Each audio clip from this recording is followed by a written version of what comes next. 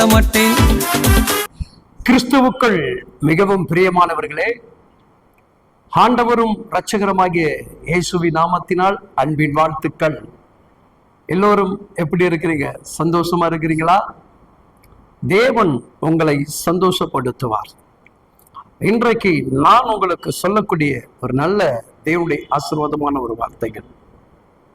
உங்களால் எல்லாவற்றையும் கட்டி எழுப்ப முடியும். உங்களால் எல்லாவற்றையும் கட்டி எழுப்ப முடியும். நீங்கள் யாவரும் கிறிஸ்துவுடைய அன்பின் பிள்ளைகளாக இருக்கிறபடினால் நீங்கள் நல்ல இடத்தில் குடியேறும்படியாக தேவன் நமக்கு உதவி செய்வார். எடுத்து ஒரு வசனத்தை நாம் வாசிக்க போகிறோம். எசேக்கியேல் 36ஆம் அதிகாரம் 10வது வேத வசனங்கள் இவ்விதமாக சொல்கிறது. நாம் கேட்போமா?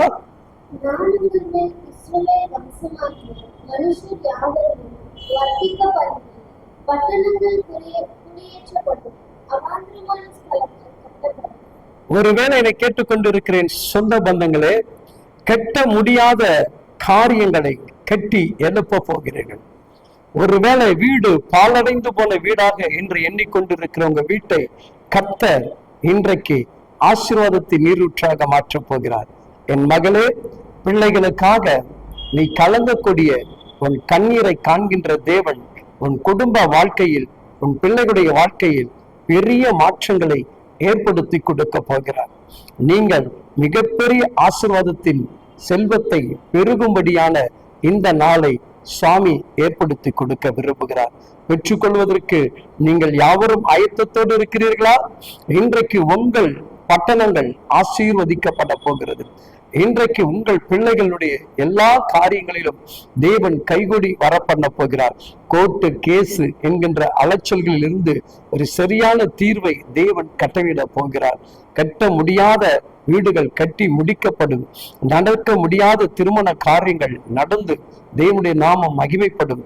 இன்றைக்கு அவ்விதமாக சுவாமி உங்கள் ஒவ்வொருவரையும் ஆசீர்வதிக்க போகிறார். என் அன்பு சொந்த பந்தங்களே, இன்றைக்கு நான் தேவனுடைய நாமத்தை கொண்டு உங்களை ஆசீர்வதிக்கிறேன். நீங்கள் நிச்சயமாக ஆசீர்வதிக்கப்பட்டவர்களாக, பெரிய மாற்றத்துக்குரிய பிள்ளைகளாக தகப்பன் உங்களை மாற்றுவார், வழி நடத்துவார். தேவனே உங்களை காப்பாற்றுவார். ஆமேன், ஆமேன்.